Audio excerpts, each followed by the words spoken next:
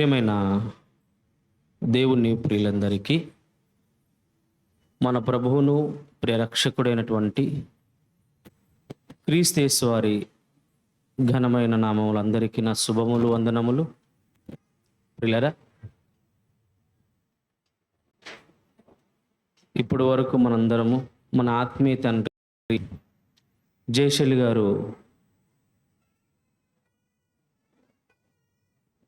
తండ్రిలో ఉన్నటువంటి సంతోషాన్ని తీసివేసిన పిల్లలు ఎవరు అన్నప్పుడు, ఒకసారి వెలిగింపబడిన మరలా తప్పిపోయిన వారు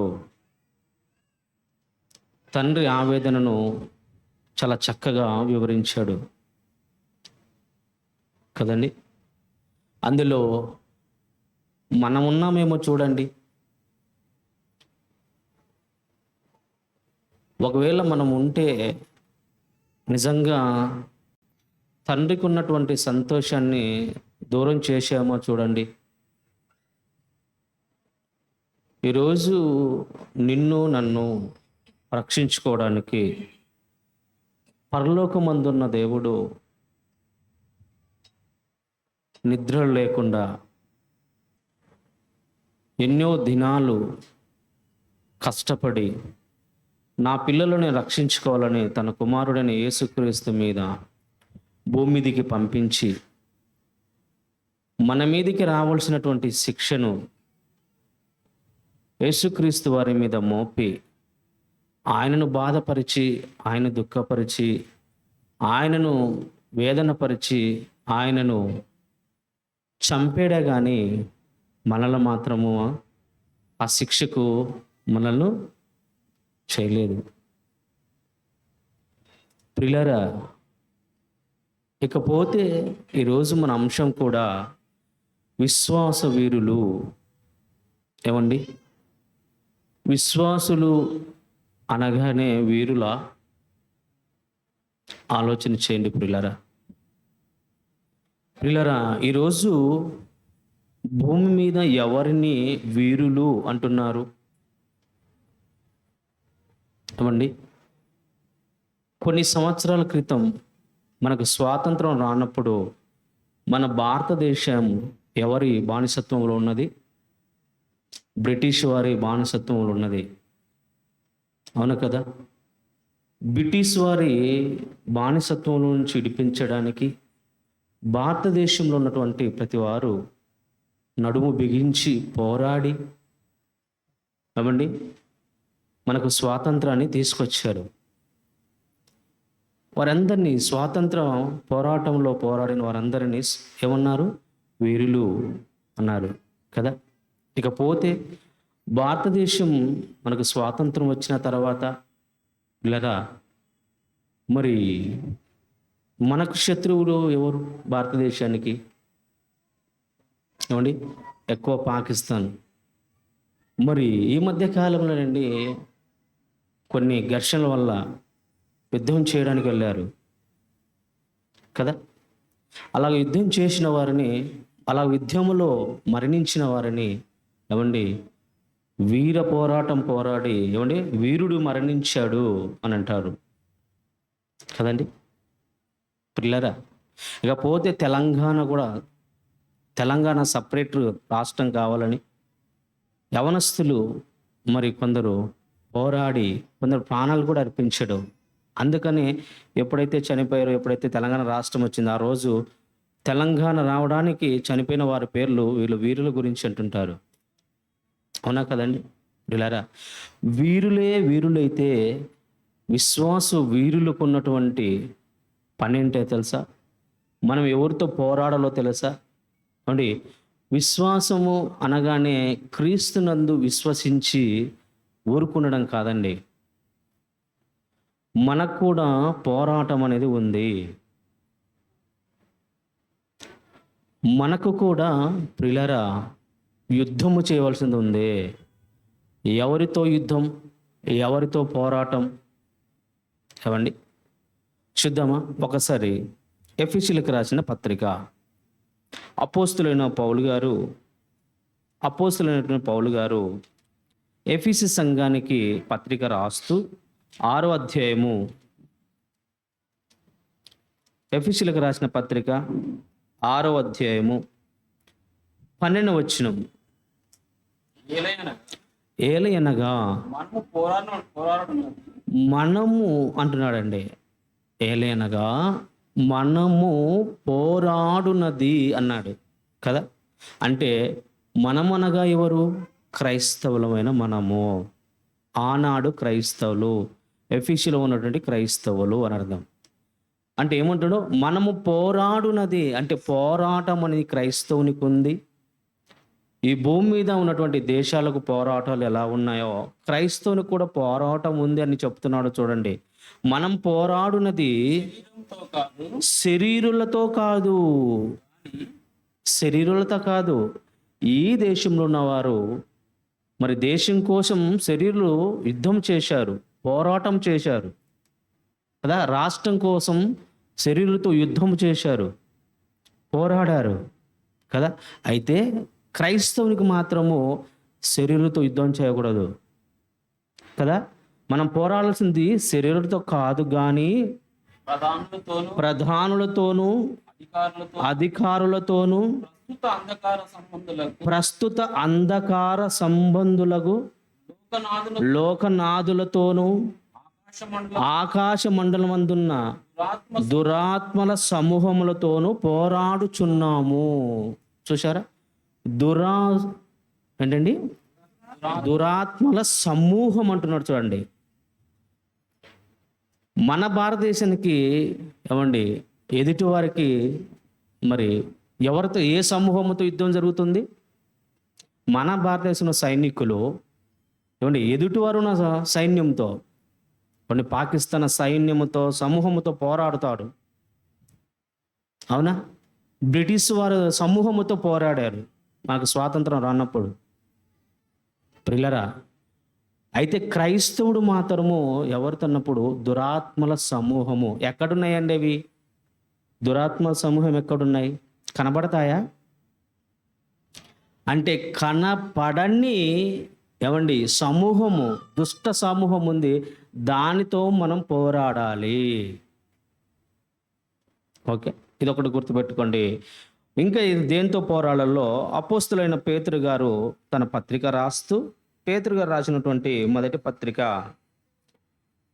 2వ అధ్యాయము, అపోస్తులైనటువంటి పేతురు గారు రాసినట్టు మొదటి పత్రిక 2వ అధ్యాయము 11వ వచనం చూడండి. ప్రియులారా, మీరు పరదేశులను యాత్రికులకై ఉన్నారు గనుక ఆత్మకు విరోధముగా పోరాడు శరీరాశలను విసర్జించి. ఏమండి, మనకు ఇంకొక పోరాటం ఏంటి? ఆత్మకు విరోధముగా పోరాడు శరీరాశలతో పోరాటం. చూసారా అండి? క్రైస్తవునికి విశ్వాసులుగా ఎప్పుడైతే మారారో మనం పోరాటం అనేది ఎవరు తన్నప్పుడు దుష్ట సమూహంతో, తర్వాత మన శరీరం అంటున్నాడు. అయితే ఇంకా ఏంటో, ఎలాంటి యుద్ధం చేయాలో, ఎలాంటి పోరాడాలో అపోస్తులైనటువంటి పౌలు గారు తన 2వ పత్రికను రాస్తూ 10వ అధ్యాయము కొరింథీయులకు రాసినటువంటి 2వ పత్రిక 10వ అధ్యాయము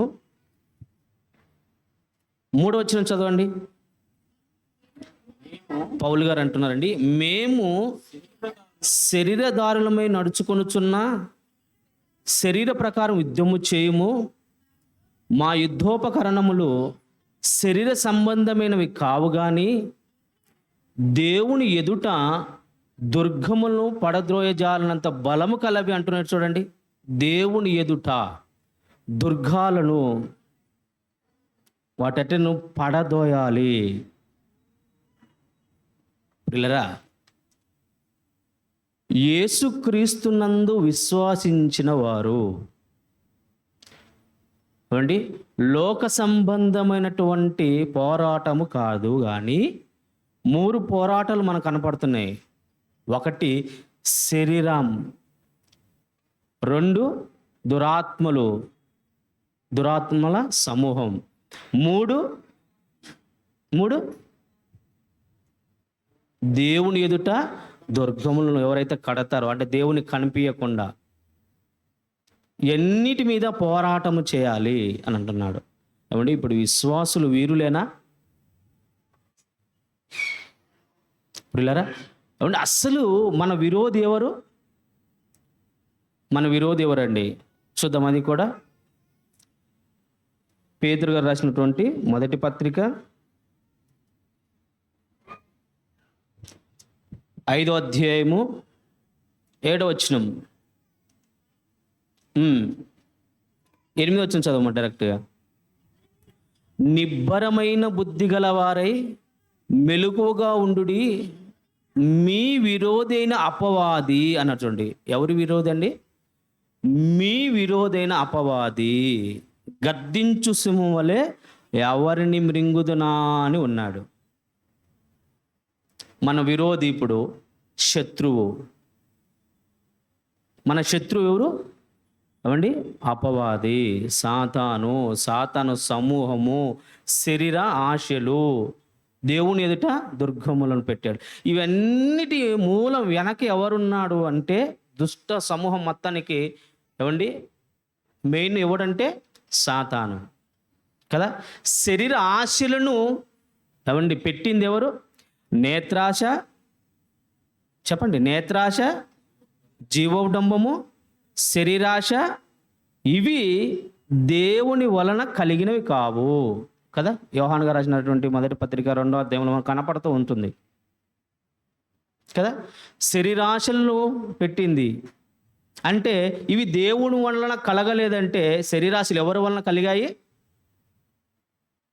అంటే దుష్టుని వలన కలిగాయి కదా.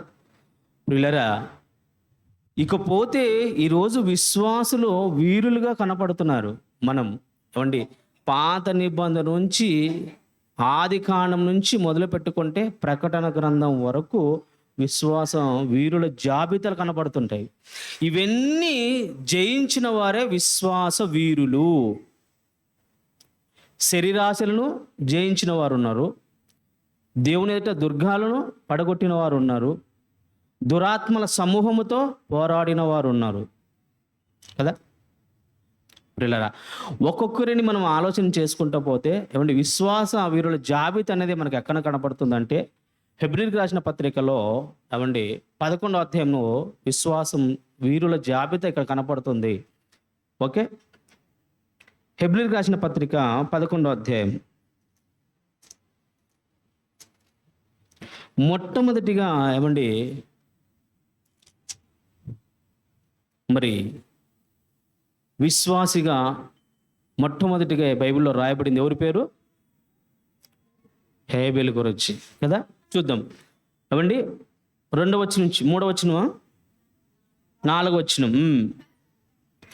విశ్వాసమును బట్టి హేబేలు కయీను కంటే శ్రేష్టమైన బలి దేవునికి అర్పించెను అన్నాడు. చూడండి, ఏమండి, విశ్వాసాన్ని బట్టే ఏమండి శ్రేష్టమైన బలి శ్రేష్టమైనది. ప్రియులారా, ఏమండి, విశ్వాసం అనగానే పైన చెప్పింది. విశ్వాసం అనగా నిరీక్షింపబాటు వాటి యొక్క నిజ స్వరూపమును అదృశ్యమైనవి ఉన్నవని అనుటకు రుజువు. విశ్వాసం ఏంటన్నప్పుడు కనబడని వాటి కోసం ఎదురు చూడడము, వాటిని చూసి ఏంటన్నప్పుడు మనము బలి అర్పించడం. హేబేలు చేసినది ఏంటన్నప్పుడు ఏమంటే పరలోకపు తండ్రి కనపడుతున్నాడా? కనపడతాడా? ఆయన స్వరూపమును ఆయన స్వరమును ఎవరునూ వినలేదు కదా. ప్రియుల, కనపడనటువంటి ఏమండి దేవునికి ఏది శ్రేష్టమైనదో కనుగొన్నాడు. అవునా కదండి. భక్తుల ఆలోచనలు ఎలా ఉంటాయంటండి, మన ఆలోచనలు ఎలా ఉంటున్నప్పుడు మనము మాత్రము మన ఇంటి వరకు ఏవి బాగుంటాయో ఆలోచన చేసి తీసుకుంటాం. అది వస్తువులా, లేకపోతే కూరగాయలా, లేకుంటే బట్టలా, ఏవైనా. కానీ భక్తుల ఆలోచన ఏంటో తెలుసా అండి? భక్తుల హృదయంలో ఏముంటో తెలుసా అండి? నా దేవునికి నేను శ్రేష్టమైనది ఇవ్వాలి. శ్రేష్టమైనది కోరుకుంటాడు దేవుడు కదా. విశ్వాసాన్ని బట్టి పరలోకమందు ఏమండి దేవుడు ఉన్నాడు అని నమ్మాడు. దేవునికి శ్రేష్టమైనది అవసరం, అది నేను ఇవ్వాలనుకున్నాడు. అవునండి, శ్రేష్టమైనది ఏమండి హేబేలు అర్పించేశాడు. శ్రేష్టమైనది అంటే ఇవ్వడం అండి, దేవునికి ఇవ్వడం. మీకోసం చెప్తానండి, ఒక ప్రశ్న సమాధానం చెప్పండి. హేబేలు ఏమండి దేవునికి ఇది ఒక్క క్రియ చేశాడా, లేకుంటే అనేకమైన క్రియలు ఏమైనా చేశాడా? ఆలోచన చేయండి. ఇక్కడ కయ్యూను కంటే హేబేలు శ్రేష్టమైనది ఇచ్చాడు. ఎక్కడ కనపడింది మనకు? ఆదికాండం 4వ అధ్యాయంలో కనపడుతుంది కదా. ఈయన పొలం పంటల నుంచి కొంత తీసుకొచ్చాడు, ఈయనేమో బలిసిన వాటిలో గొర్రెలు కాపరి కొట్టి కొన్ని తీసుకొని వచ్చాడు కదా. ఇది ఒక్కటే మనకు కనపడుతుంది క్రియలు. హేబేలు ఇది ఒక్కటే చేశాడు అనుకుంటున్నారు కదా. ప్రేమైన దేవులారా, ఒకటి చేశాడు మనం అనుకుంటే మన అవివేకం. హేబేలు ఎన్ని సంవత్సరాలు బతికి ఉండాలండి?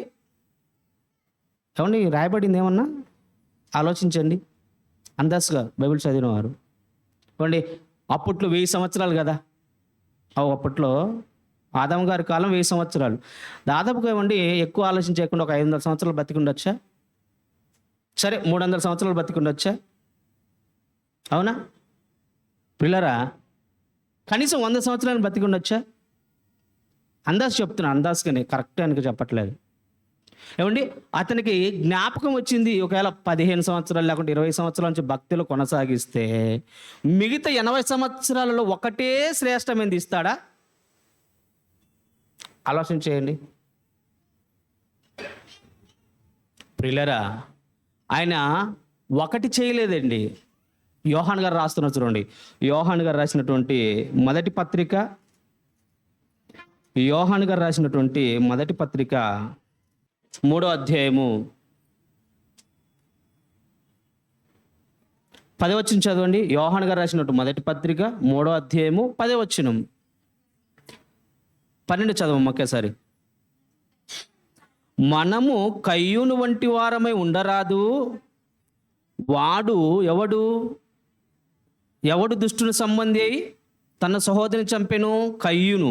ఓకే, వాడతని ఎందుకు చంపెను?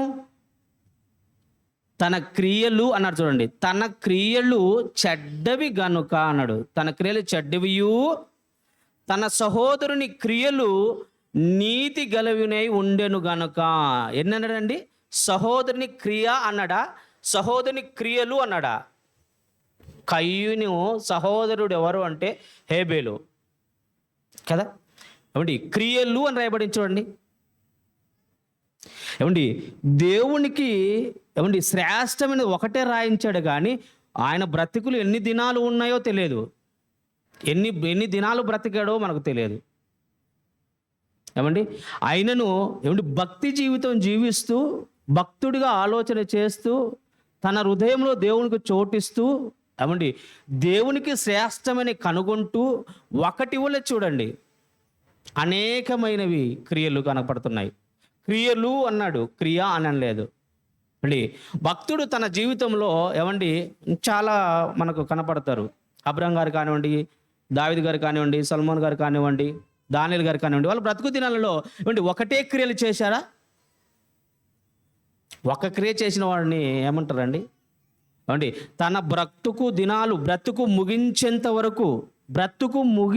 వరకు ఏమండి క్రియలు చేసి, దేవుని క్రియలు చేసి మరణించిన వాడినే భక్తుడు అంటాడే కానీ, కొన్ని చేసి ఆపేసి మళ్ళీ దుష్టక్రియలు చేసి చనిపోతే అతన్ని భక్తుడు అని అన్నారు.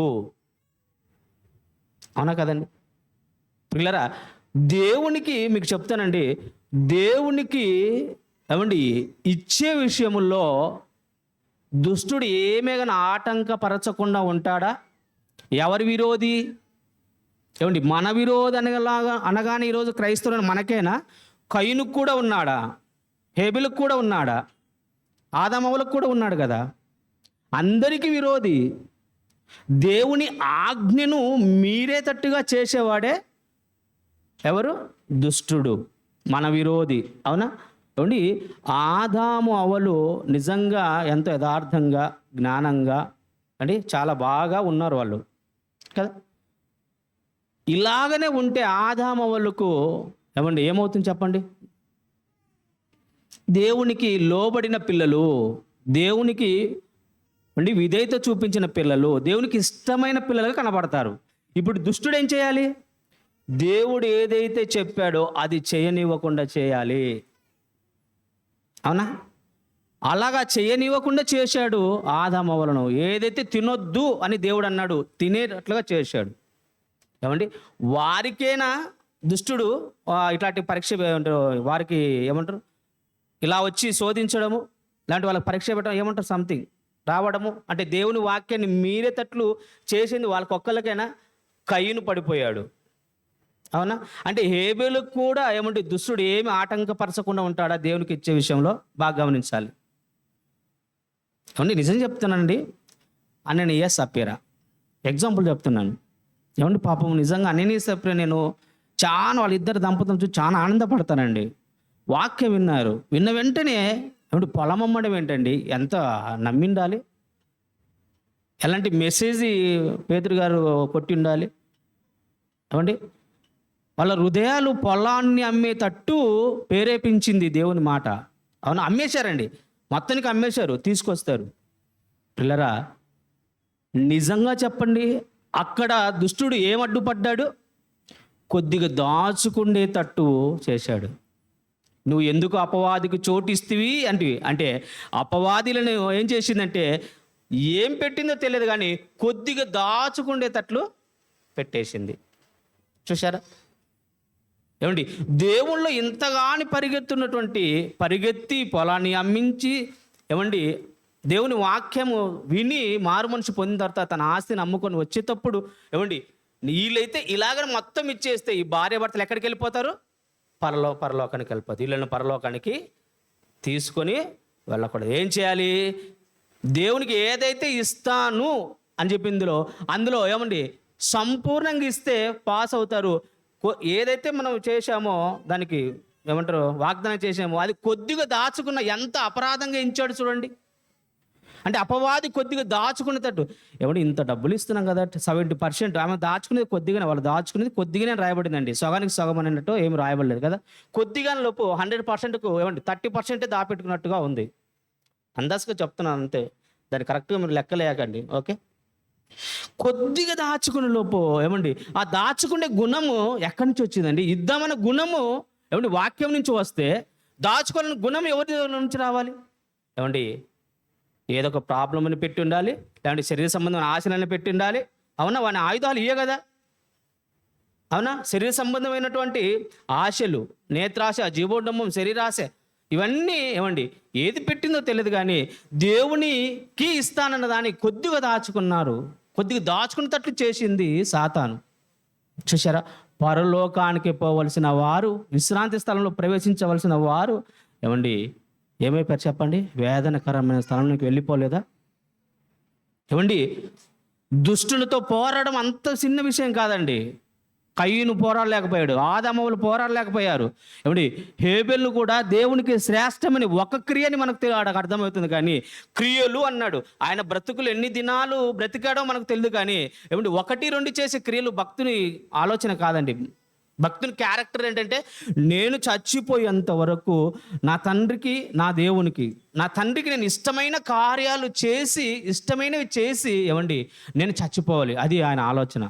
భక్తుల ఆలోచన ఇదే. నా తండ్రికి ఇష్టమైనవి చేసి నేను చనిపోవాలనుకుంటాను.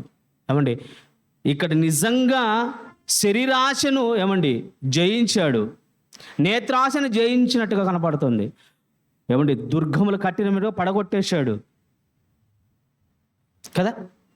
ప్రియమైన దేవులారా, విశ్వాస వీరుల్లో మొట్టమొదటిగా కనపడుతున్నవాడు ఏమండి ఎవరు? హేబేలు. ఏమంటే అతని గురించి ఏముంటి రాయబడుతుంది చూడండి. ఇంకా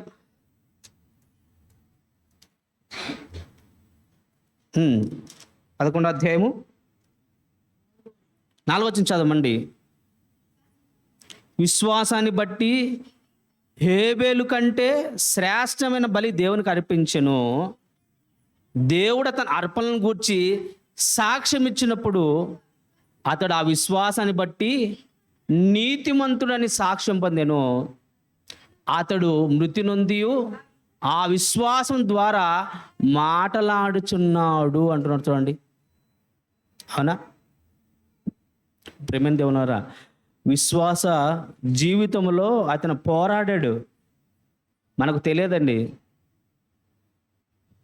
కనిపించని దుష్ట శక్తి ఉంది కదా, నిజంగా మనల్ని దేవునిలోకి నడిపించాడు. దేవునికి ఇవ్వనివాడు, దేవుని వాక్యాన్ని చదవనివాడు. ఏమండి ప్రియులరా, ఎందుకంటున్నప్పుడు మనము బాహ్య రూపంగా మనుషులతో పోరాడేది కాదు.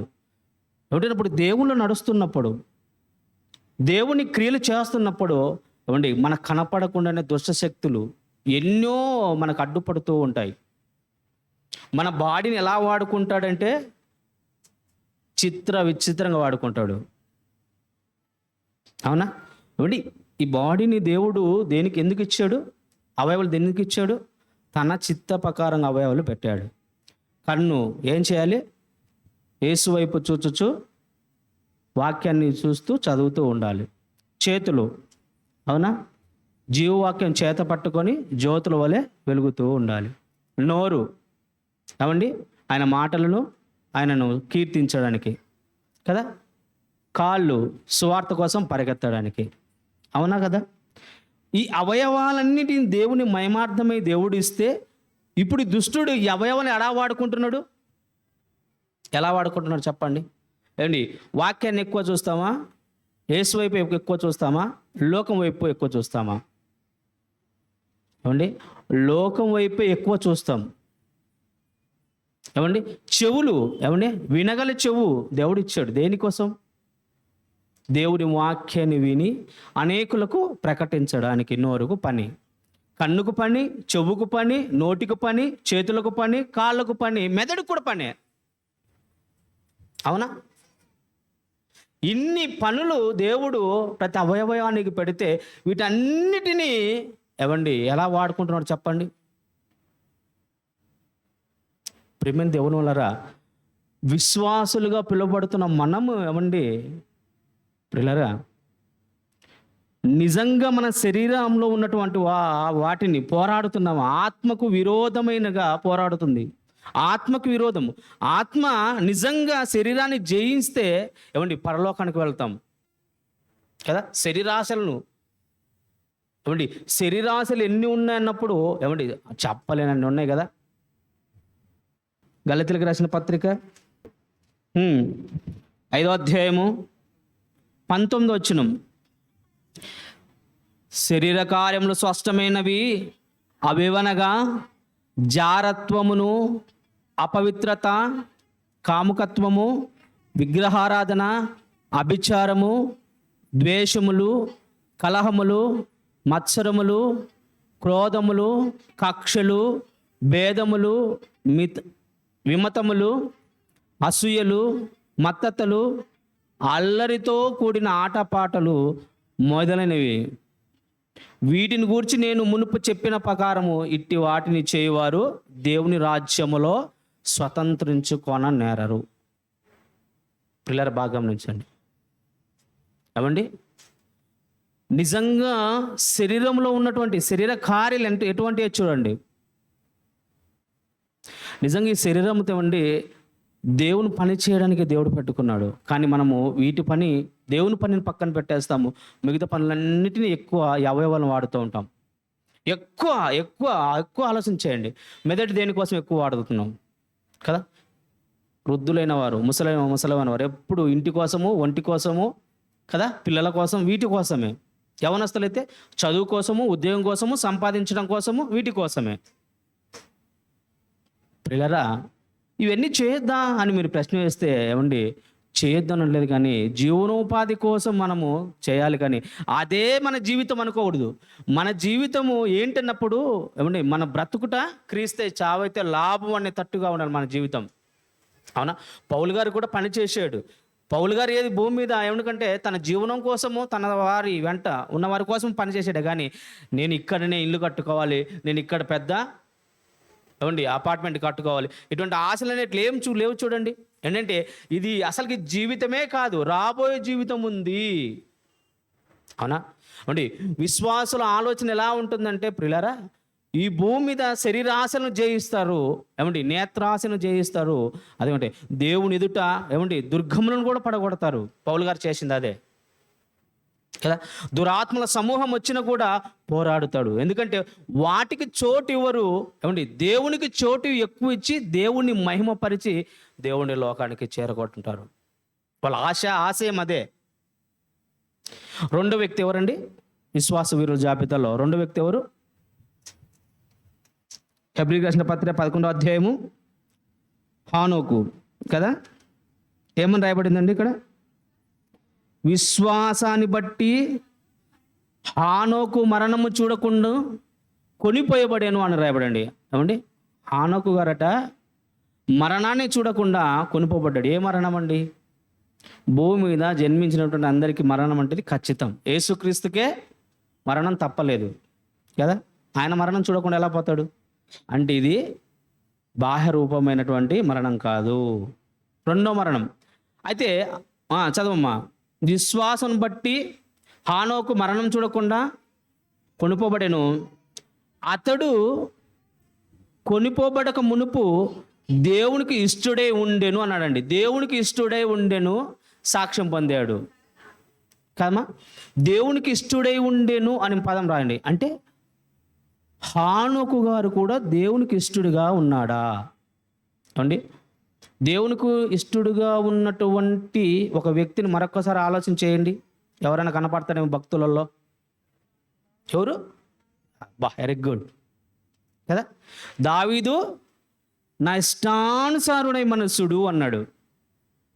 అవునా? అంటే దేవునికి ఏమి ఇష్టమైనయో ధర్మశాస్త్రంలో కనుగొని దాని ఇష్టానుసారంగా దేవునికి ఇష్టానుసారంగా నడుచుకున్న వ్యక్తే దావీదు గారు. అంటే దేవునికి ఏదైతే ఇష్టంగా ఉన్నాయో అవి చేసి మరణించాడట. ఏం చేసింటాడండి ఆయన హానోకు గారు? చూద్దాం ఏం చేసింటాడు. ఆదికాండం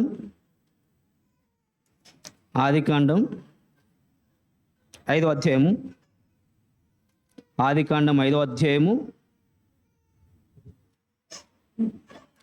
23వ వచనం. హానోకు దినములన్నీ ఈయన వయసు రాసేసాడండి కదా.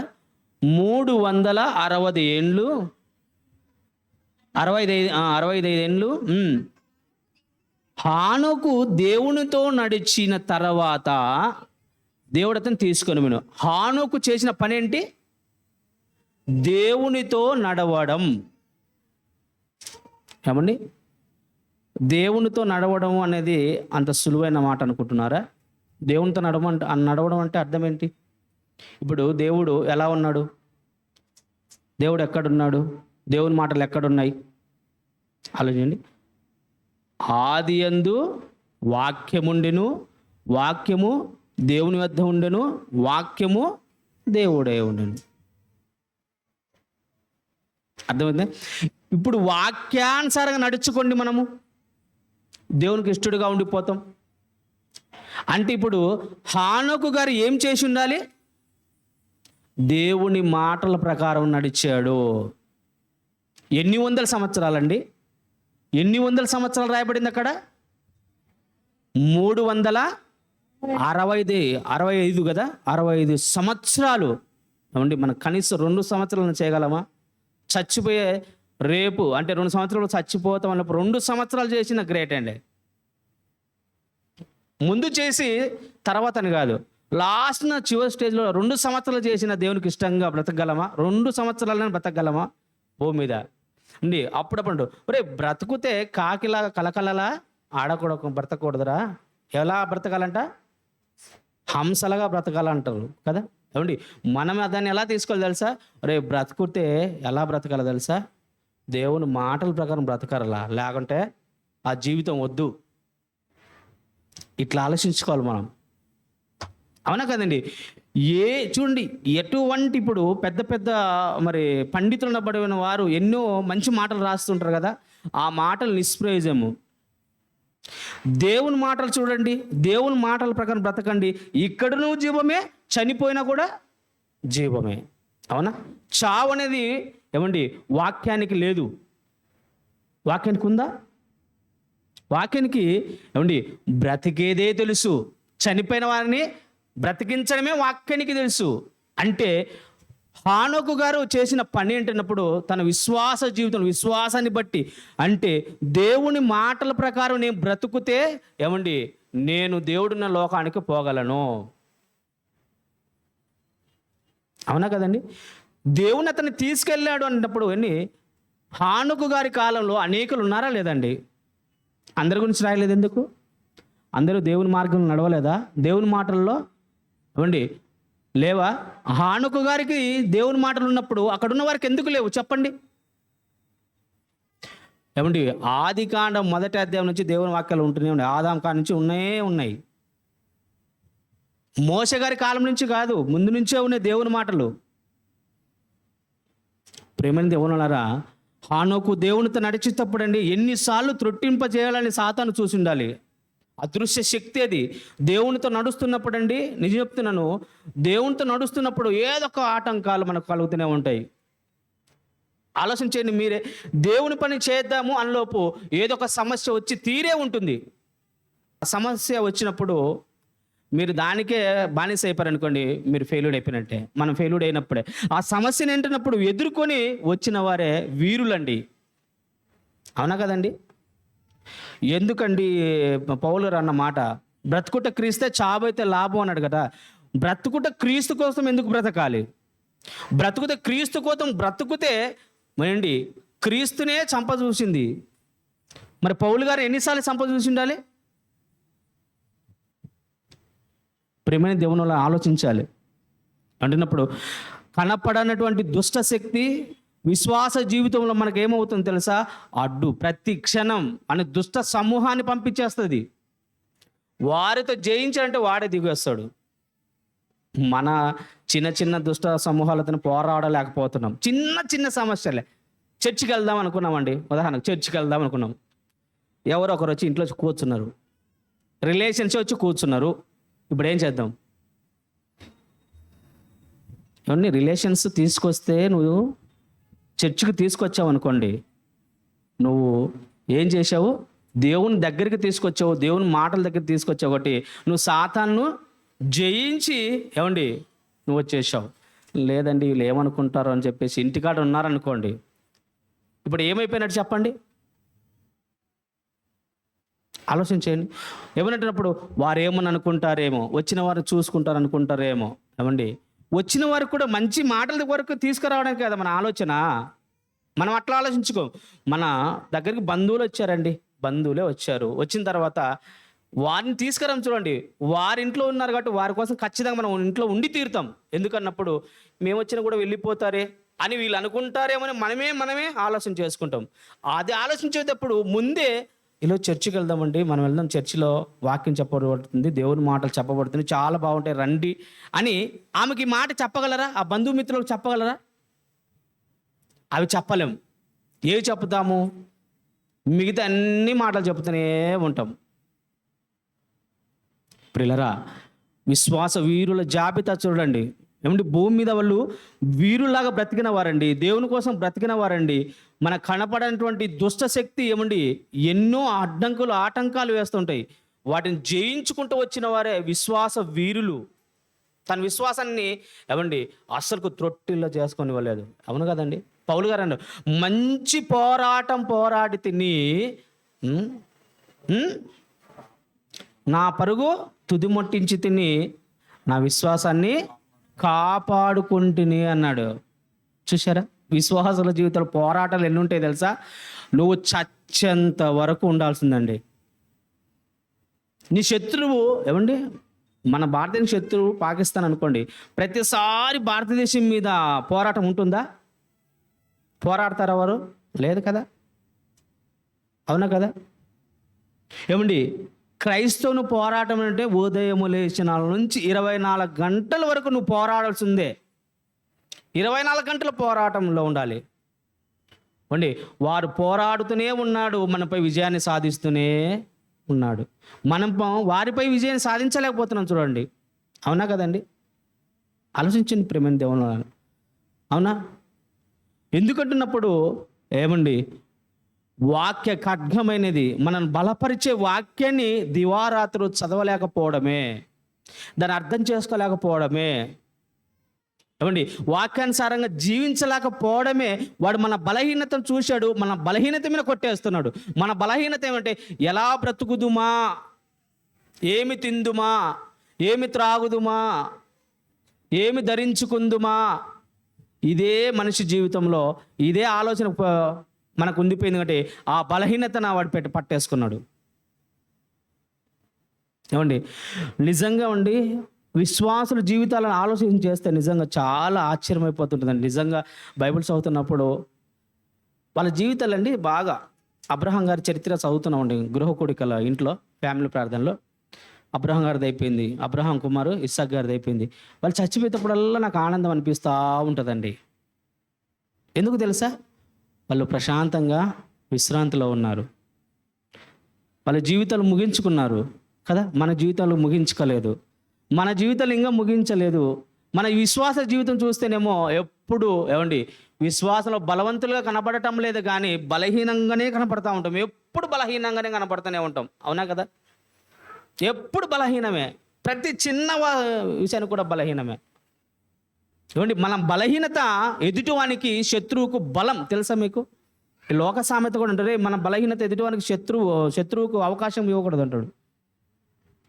అవునా? ఏమండి మన బలహీనతను కనుగొన్నాడు, మన బలహీనతను పట్టుకున్నాడు, వాడు బలవంతుడు అయిపోతున్నాడు. మన పైన విశ్వాసమైన మనల్పైన వాడు విజయాన్ని సాధిస్తున్నాడు. ఇంకా అన్యులనైతే సింపుల్ పడగొట్టేస్తాడండి.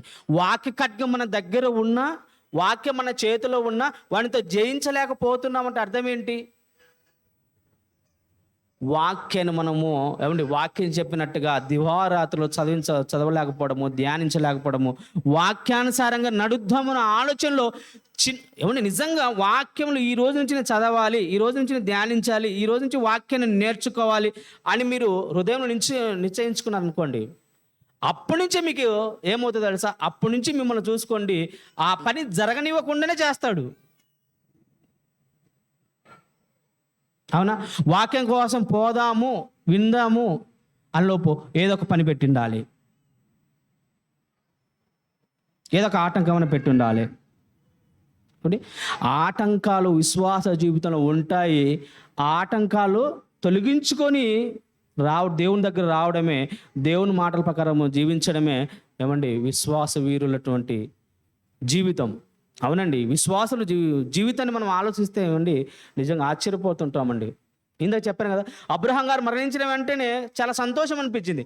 మనం మరణిస్తే దుఃఖం అనిపిస్తుంది. మన మనుషులను మాకు ఈ మధ్య కళ్ళ ముందు కరోనాతో చాలా మంది చనిపోయారు కదా, వాళ్ళని చూసినప్పుడు మాకు తెలిసినటువంటి రిలేషన్స్ కూడా ఏమంటే చనిపోయిన వారు ఉన్నారు, కరోనా బారిన పడి చనిపోయిన ఉన్నారు. అయితే వాళ్ళని చూసినప్పుడు చాలా బాధ అనిపించేది.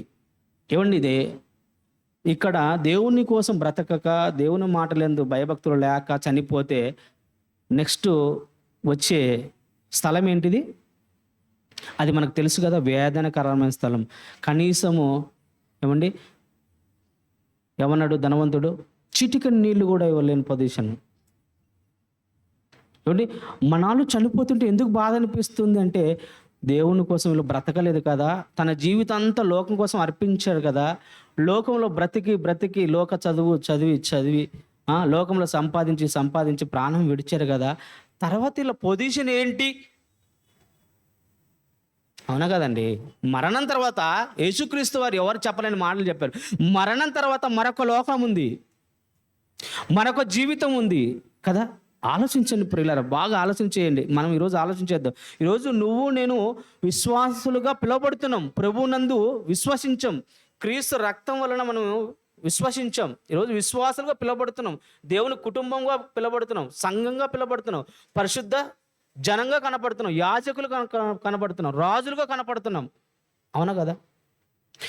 మనము ఇంత గొప్ప స్థాయిలో దేవుడు ఉంచితే ఈ గొప్ప స్థాయికి ఏమండి చిన్నవాడు సాతాను, చిన్న సమస్యలను జయించలేకపోతున్నామంటే అర్థం చేసుకోండి మనం ఎంత బలహీనులమో చెప్పండి.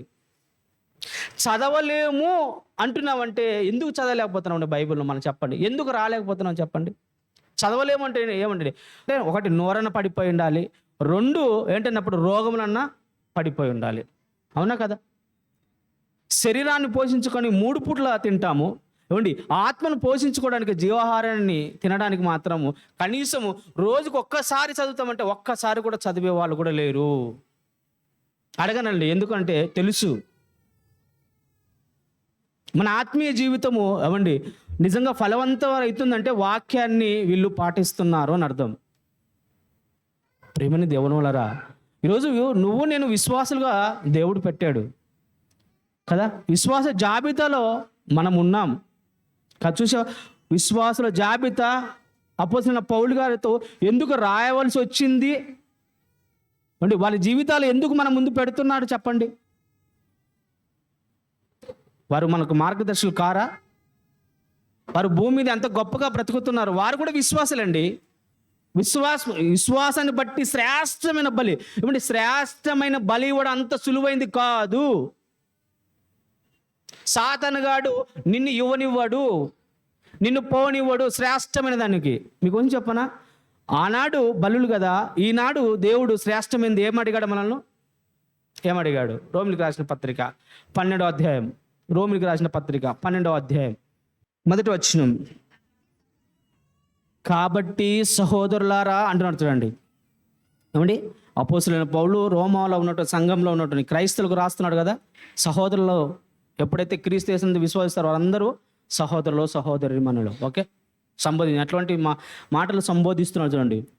కాబట్టి సహోదరులారా పరిశుద్ధమును దేవునికి అనుకూలమునైన సజీవ యాగముగా మీ శరీరములను ఆయనకు సమర్పించుడని దేవుని వాత్సల్యమును బట్టి మిమ్మల్ని బ్రతిమాలుకొనుచున్నాను.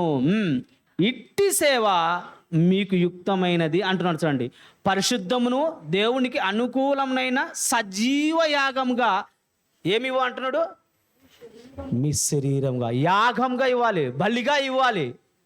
చూడండి, ఇప్పుడు ఆలోచన చేయండి, పరిశుద్ధముగా నిజంగా మన శరీరాలు యాగముగా దేవునికి సమర్పిస్తున్నామా? విశ్వాస వీరులమని మనము ఎలా ట్యాగ్ తగిలించుకుంటాం చెప్పండి.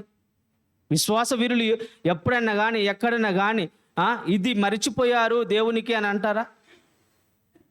వాళ్ళ ప్రవర్తన చాలా జాగ్రత్త చూసుకుంటారు. దేవుని దగ్గర పోయేటప్పుడు భయంతో వెళ్ళిపోతూ ఉంటారు, భక్తితో వెళ్ళిపోతూ ఉంటారు. ఎందుకంటే ముల్లోకాలు కలిగించినటువంటి సృష్టికర్త, నన్ను సృజించిన దేవుడు, ఈరోజు ఈ లోకంలో ఇన్ని నక్షత్రాలు ఉన్నాయి కదా, ఎన్ని భయభక్తులతో అవి పని చేస్తూ ఉన్నాయి కదా. అంత పెద్ద సృష్టికర్తను ఒక ఉరుముకే భయపడి ఇంట్లో దాక్కుంటాం. అంత పెద్ద సృష్టికర్తను ఆయన దగ్గరికి వచ్చినప్పుడు మన జీవితం కరెక్ట్ లేకపోతే ఎలా ఉంటుంది చెప్పండి? ఆయన దగ్గరికి మన ఇష్టానుసారంగా రావడం ఎలా చెప్పండి? పిల్లరా, ఇదే మేము చెప్పడానికి గల కారణం. విశ్వాసులుగా ఈరోజు ఏమండి విశ్వాసులు వీరులుగా ఉన్నామంటే కనిపించని దానికోసం ఎదురు చూస్తున్నాం మనం, పరలోకం కోసం, దేవుని కోసం, యేసుక్రీస్తు కోసం కదా. పరలోకం వెళ్ళాలని మన జీవితాలు ఎలా ఉండాలి, అవునా పిల్లరా? ఇక్కడ ఏమన్నాడు అక్కడ? ఆయనకి ఏది ఇష్టమంట? పరిశుద్ధమును దేవునికి అనుకూలమైంది సజీవ యాగంగా. అంటే బ్రతికి ఉండే యాగం అంటే బలి కావడం. బ్రతుకుతూనే ఏమంటే గొర్రెని చంపేస్తారు కదా, బ్రతుకున్న దాన్నే సజీవ యాగం, బలి. సజీవ యాగంగా ఈ శరీరాలను దేవునికి సమర్పించాలంట. ఇది అవయవాలన్నిటిను దేవునికి సమర్పించాలంట. కన్ను దేవునికి సమర్పించాలి, నోరు దేవునికి సమర్పించాలి, చెవులు దేవునికి సమర్పించాలి, కాళ్ళు దేవునికి సమర్పించాలి, చేతులు దేవునికి సమర్పించాలి. ఏమండి సమర్పిస్తున్నామా? పిల్లలు ఆలోచన చేయండి. ఇద్దరి జీవితాలను చూస్తేనే ఏమండి హేబెలు జీవితం చూసినా, హానోకు జీవితం చూసినా ఏమండి, వారు అజ్ఞాన కాలంలో ఉన్నవారు, జ్ఞానం గల కాలంలో వాళ్ళు లేరు. అవునా? అజ్ఞాన కాలంగా పాత నిబంధన అనగానే అజ్ఞాన కాలమేనా? అజ్ఞాన కాలంలో ఉన్నప్పుడే దేవునికి శ్రేష్టమైనవి, దేవునితో నడవడానికి వాళ్ళు తన జీవితాన్ని నిశ్చయించుకొని, తన జీవితాన్ని ముగించుకొని, ఏమండి ఇప్పుడు కూడా వాళ్ళ మాటలు మాట్లాడుకుంటున్నాం, వారి జీవితంలో మాట్లాడుకుంటున్నాం మనకు పాఠంగా. అవునా? ఇప్పుడు సంపూర్ణమైన 66 పుస్తకాల జ్ఞానం, మిగతా యేసుక్రీస్తు వచ్చిన తర్వాత మిగతా పుస్తకాల మహాజ్ఞానం అంటాం కదా, మహాజ్ఞానము చేత పట్టుకొని మనము నిజంగా దేవునికి అనుకూలమైన శరీర యాగంగా దేవునికి సమర్పించామంటారా? మన మాట ఎలా ఉండాలి? పరిశుద్ధంగా ఉండాలి. మన చూపు పరిశుద్ధంగా ఉండాలి, చేతులు పరిశుద్ధంగా ఉండాలి, పరిశుద్ధమైన పని కోసము పరిగెత్తాలి, శుద్ధ కళ్ళుగా మనం మార్చుకోవాలి, పరిశుద్ధమైన మాటలుగా మార్చుకోవాలి. ఎందుకంటే పరిశుద్ధమైన వాక్యాన్ని మనకే ఇచ్చాడు. మనము మార్చుకొని ఎదుటి వారికి దీపంగా ఉండాలండి, మార్గదర్శిగా ఉండాలి. చూసారా? ఈరోజు విశ్వాస వీరుల జాబితాను మనం ఆలోచన చేస్తున్నాం ప్రియులారా. దేవునికి అనుకూలమైనది సజీవ యాగం మీ శరీరాలను సమర్పించండి అంటున్నాడు. దేనికోసం మీ శరీరం వాడబడుతుంది? ఎక్కువ దేనికోసం వాడబడుతుంది? చదువు కోసమా? తగ్గించండి. ఒకవేళ జీవితం కోసమా? తగ్గించండి. ఎందుకంటే దేవుని కంటే గొప్పది కాదు కదా, దేవుని కంటే ఏది ఇష్టమైనది కాదు కదా మనకు. దేవుని కంటే ఏది ఇష్టమైనది కాదు అని మనం వాగ్దానం చేసి వచ్చిన వారివి మనము బాప్తిసంలో. అవునా కదా? బాప్తిసంలో క్రీస్తు కంటే నాకు ఏది కానీ ఈ లోకం నేను ఆశించను అని వాగ్దానం చేసి వచ్చినాం మనం. మరి ఆ వాగ్దానం నిజంగా నెరవేరుస్తున్నామా? విశ్వాస జాబితాలు ఉంటూ విశ్వాస వీరులాగా బ్రతుకుతున్నామా? సాతానుపై, దుష్ట శక్తులపై మనము విజయాన్ని సాధిస్తున్నామా అంటే మన జీవితంలో మనమే పరీక్షించుకుంటున్నప్పుడు లేదండి, మనం బలహీనంగా ఉన్నాము, వాడు బలవంతుడిగా ఉన్నాడు. కానీ బలమైన వాక్యాన్ని మనము ఈ వాక్యాన్ని చేత పట్టుకున్నామే కానీ దాని సారాన్ని అర్థం చేసుకోలేకపోతున్నాం, దాన్ని క్రియారూపంగా చేయలేకపోతున్నాం ప్రియులారా. కాబట్టి విశ్వాస వీరుల జాబితా మనం ఆలోచిస్తున్నాం. ఇద్దరు విశ్వాస వీరులు అజ్ఞాన కాలంలో ఉన్నారు. వాళ్ళు ఆయన దేవునితో నడిచిన వ్యక్తి ఒకళ్ళైతే, దేవుని మాటల ప్రకారం నడిచిన ఒక వ్యక్తి అయితే, దేవునికి ఏది శ్రేష్టమైనది కనుగొని దేవునికి సమర్పించినటువంటి ఒక వ్యక్తి. ఈరోజు మనం పరిపూర్ణమైన జ్ఞానంలో మనం ఉన్నాము, 66 పుస్తకాలు మన చేతిలో ఉంది, ఆయనను మనం వారిలా 1% కూడా లేకుండా పోతున్నామేమో అనుకుంటున్నాను నేను. అలా ఉండకుండా ప్రియులారా, ప్రతి విశ్వాస జీవితాన్ని పరీక్షించుకుంటూ మన జీవితంలో కూడా వారి జీవితాలు ఎలా ముగించుకున్నారో మనం కూడా భక్తుల్లాగా మన జీవితాలు మార్చుకొని ముగించుకోవాలి. అలా ముగించుకుంటేనే మనకు పరదేశి దొరుకుతుంది, యేసుక్రీస్తు వచ్చిన తర్వాత పరలోకం దక్కుతుంది. కాబట్టి మిగతా భాగం వచ్చేవారు మాట్లాడుకుందాం. ఓకే, ప్రార్థన చేసుకుందాం. పరిశుద్ధుడైన మా కన్న తండ్రి, ఘనమైన మీ నామానికి కృతజ్ఞతాస్తుతులు చెల్లిస్తున్నాము. విలువైన మీ మాటలు కొన్నిగా మీ పిల్లలకు చెప్పినాను తండ్రి.